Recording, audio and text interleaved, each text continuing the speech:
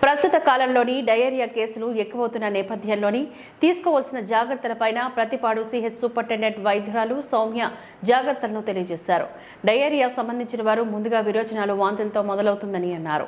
ఈ రకమైన లక్షణాలు ఉన్నట్లయితే ముందస్తుగా హైడ్రేషన్ మరియు మందులు ఇచ్చినట్లయితే వారిని ప్రమాదంలోకి వెళ్లకుండా నివారించవచ్చంటూ సూచించారు.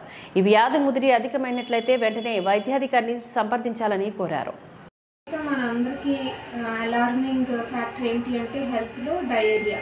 ఎందుకంటే ఇప్పుడు సీజన్ కూడా సీజనల్గా చూసినట్టయితే ఇది రెయినీ సీజన్, ఓపెన్గా డ్రైనేజ్, తర్వాత వాటర్ స్టాగ్నెంట్గా ఉంటుంది, చల్లగా ఉంటుంది. కాబట్టి మనకి ఇప్పుడు డయేరియా సీజన్గా మనం చూస్తున్నాము. చాలా కేసెస్ కూడా నమోదైనవి. అయితే ఈ డయేరియాలో ఉన్నటువంటి ప్రమాదకరమైనటువంటిది ఏంటి అని అంటే మోషన్స్, వామిటింగ్స్ తోటి కంప్లైంట్ చేస్తారు, అక్యూట్ జీఈతో వస్తారు. మనం ఫస్ట్ స్టేజ్లోనే వాళ్ళని ఐడెంటిఫై చేసుకుని ఈ అక్యూట్ జీఈ గ్యాస్ట్రోఎంటరైటిస్ దీంట్లో ఉన్నప్పుడే వాళ్ళకి కావాల్సినటువంటి హైడ్రేషన్ ఇచ్చి అవసరమైనటువంటి మెడికేషన్ ఇచ్చినట్టయితే మనం వెంటనే వాళ్ళ ప్రమాదంలోకి వెళ్లకుండా నివారించవచ్చు. అదే సివియర్ అయిందనుకోండి అలా స్ప్రెడ్ అవుతుంది.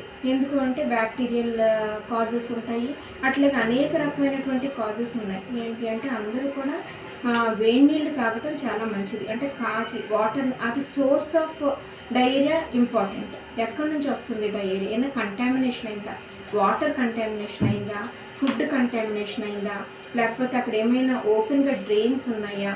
ఈ దేని వల్ల వచ్చినటువంటిది సోర్స్ చాలా ఇంపార్టెంట్. అందుకే ఏం చేయాలి అంటే సీజనల్గా వచ్చేటువంటి ఈ డయేరియా కేసెస్కి కాచి చల్లార్చినటువంటి వాటర్ తాగినట్టయితే చాలా వరకు మనం నివారణ చేయొచ్చు. అట్లాగే ఫుడ్ కూడా వేడివేడిగా తీసుకోవాలి. తర్వాత ఓపెన్గా అమ్ముతూ ఉంటారు, ఉట్టప్పుడు ఎలాగున్నా ఇప్పుడు ప్రస్తుతం సమయంలో ఎక్కువ కేసెస్ ఉన్నాయి కాబట్టి అదే ఆయిల్లో ఫ్రై చేసి బజ్జీలు ఇట్లాంటి ఓపెన్గా ఉన్నటువంటి తినటం మానేయటం ఎంతైనా మంచిది. తర్వాత ఎవరైనా ఒకవేళ కానీ డయేరియా కేసెస్ ఐడెంటిఫై చేస్తే ఇమ్మీడియట్గా డాక్టర్ దగ్గరికి 1-2 మోషన్స్ అవగానే 1-2 వామిటింగ్స్ అవగానే డాక్టర్ని సంప్రదించినట్టయితే దానికి హైడ్రేషన్ ఇస్తారు.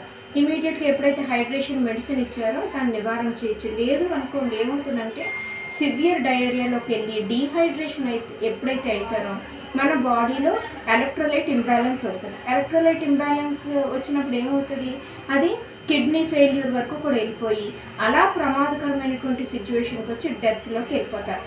సంకెన్ ఐస్ అంటే కళ్ళు లోతుగా వెళ్ళిపోతాయి. ఎందుకు బాడీలో ఉన్నటువంటి ఎలక్ట్రోలైట్స్ సోడియం, పొటాషియం, క్లోరైడ్ ఇవన్నీ కూడా పోతాయి బయటికి మోషన్స్, వామిటింగ్స్ వల్ల. అప్పుడు ఈ ఎలక్ట్రోలైట్ ఇంబ్యాలెన్స్ వస్తుంది, అప్పుడు ఆర్గన్ ఫెయిల్యూర్లోకి వెళ్ళిపోతారు.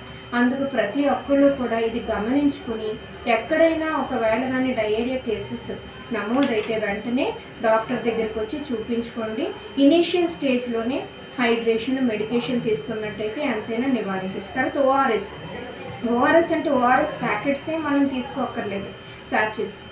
మనం మామూలుగా ఇంట్లో కూడా వేడి నీళ్ళు, కొంచెం ఉప్పు, కొంచెం షుగర్, కొంచెం నిమ్మకాయ ఇది కలుపుకుని అన్న ఇమ్మీడియట్గా అది రీహైడ్రేషన్ సాచెట్స్ లాగా మీరు వాడవచ్చు. ఇట్లాంటి పద్ధతులు మీరు అందరూ జాగ్రత్తలు తీసుకోవాలని, ఎవరు ప్రమాదకరమైనటువంటి సిచ్యువేషన్లోకి వెళ్ళకూడదని. అలాగే మేము చాలా క్యాంప్స్ పెడుతున్నాము, అవి కూడా మీరు అవేర్నెస్ క్యాంప్స్ని జాగ్రత్తగా తీసుకుని స్ప్రెడ్ అవ్వకుండా ఫస్ట్ స్టాప్ చేయాలని మీ అందరినీ కోరుకుంటున్నాను.